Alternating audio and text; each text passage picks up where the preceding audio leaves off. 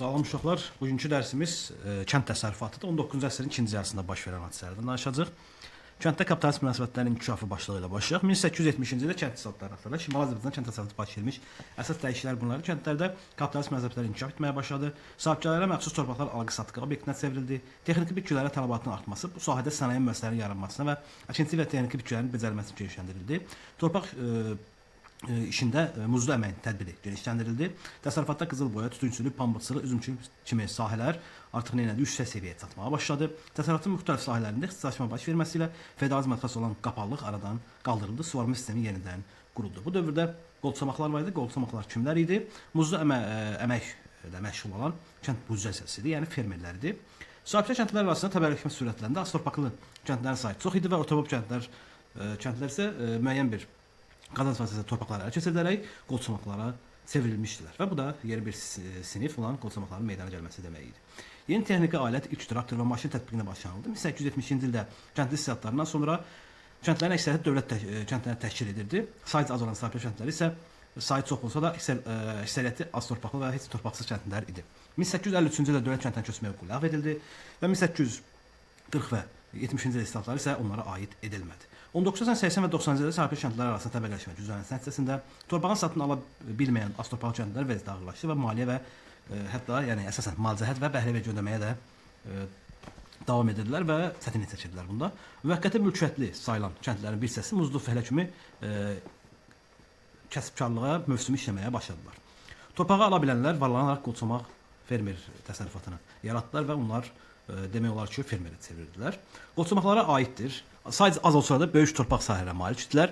Kənd burjuyaziyası sayılırdı və 1870-ci illərdə torpağı alıb varlanmışdılar. Başqalarının torpaqları da icarəyə götürdülər hətta. Torpaqlarda az torpaqlı kəndlərin əməyindən istifadə edilir, yeni muzlu sistem tətbiq olunur və buna görə də işə görə əmək haqqı ödənilirdi.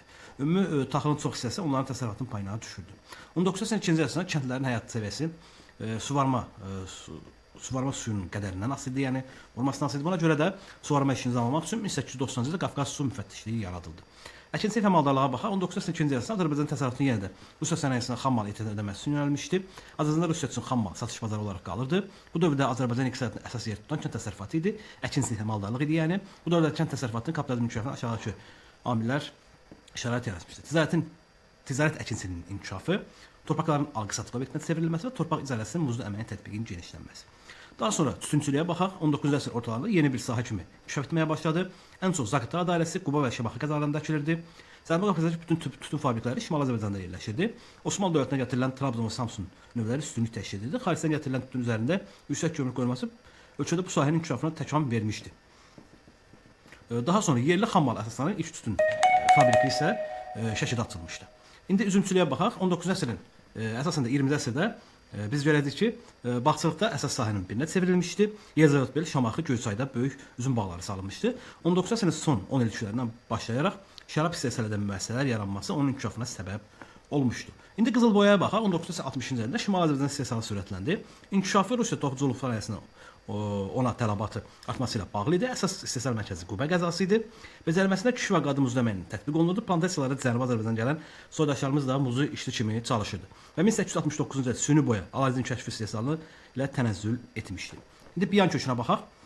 19-cu əsrin ikinci yarısından toplanmağa başlamışdı. Xarici şirkətlər tərəfindən yüksək qiymət alınırdı. Yeyinti sənayesində əzazçılıqda istifadə olunurdu və 19-cu əsrin 80-ci illərində Qərbi Avropa və Amerikaya göndərilirdi. Maldarlığa baxaq, qısaca olaraq maldarlıqda daha geniş yayılmış bir təsərrüfat forması idi. Yuna tələbat artdığı üçün zərif, yunlu və qoyun cinslərinin saxlanmasına üstünlük verildi. Əvvəlcə maldarlıq zəif inkişaf eləmişdi, lakin bu sahə çıxandan sonra biraz inkişaf etməyə başladı. Vergi və mütəllifətlərə baxaq, 19-cu əsrin 70 və 90-cı illərində kəndlilər vergi, məhsul və pul şəklində ödəyirdi. Əsasən də vergiləri yenə də əsas vergilər sahibkar kəndlərin ödədiyi malcəhət və bəhrə vergisi idi. Çar hökuməti Azərbaycan xalqına etibar etmədiyindən müsəlmanların hərbi işi bilməsini istəmədiyi üçün onları hərbi məzuniyyətə, hərbi işə çağırmırdılar və buna görə də 1887-ci ildə orada çağırış yaşayan çatmamış kəndlər üzərində hərbi vergi qoyulmuşdu.